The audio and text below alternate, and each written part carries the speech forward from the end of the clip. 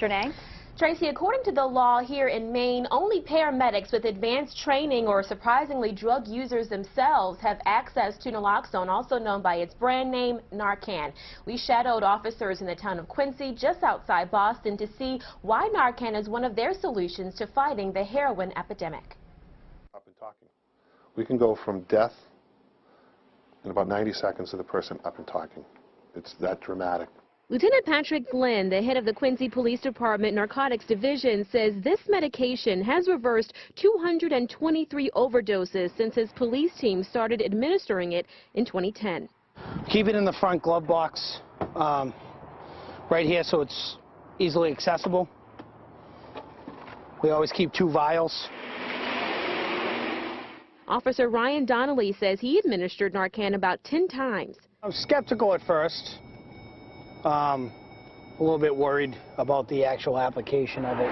It's easy. I mean, it's deployed all the time now. Lieutenant Glenn says he knew it was time to take action when 47 people died of overdoses in Quincy over a 17-month period. You know, it's not going to stop by just arrest. People are sick, they need help, and that's what we should be doing as a police department. The medication acts as a mist sprayed into the nose. We pop this off. We pop this section off. You have a little adapter here. It screws right on. Here's the medication. Pop it off.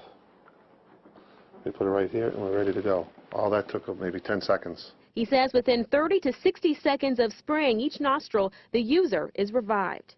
They're able to get up and usually walk to the ambulance. In the first year and a half of the Narcan program, officers reduced the overdose death rate by 66%, and the team has plenty of stories to tell. The booking area, we reversed 2 overdoses in the cell block. Someone that ingested heroin prior to being booked. That literally saved their lives. Narcan is about $22 a dose, costing Quincy about $10,000 so far, but it's covered through a state pilot program. It's a very positive thing to have in a community. Arlene Goldstein, a substance abuse educator, denies claims from critics who think Narcan encourages reckless behavior. She says it ruins an addict's high, something they don't want. To give them naloxone, to take away this feeling when they've worked so hard to get their drugs in whatever way they've got it, legitimately or illegitimately, they're not happy.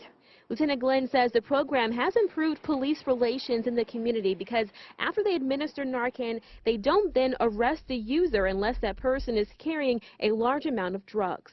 That opened up the gates for people feeling much more comfortable to call 911. We do have a problem with drugs, but everyone does. The CDC says it's an epidemic nationwide.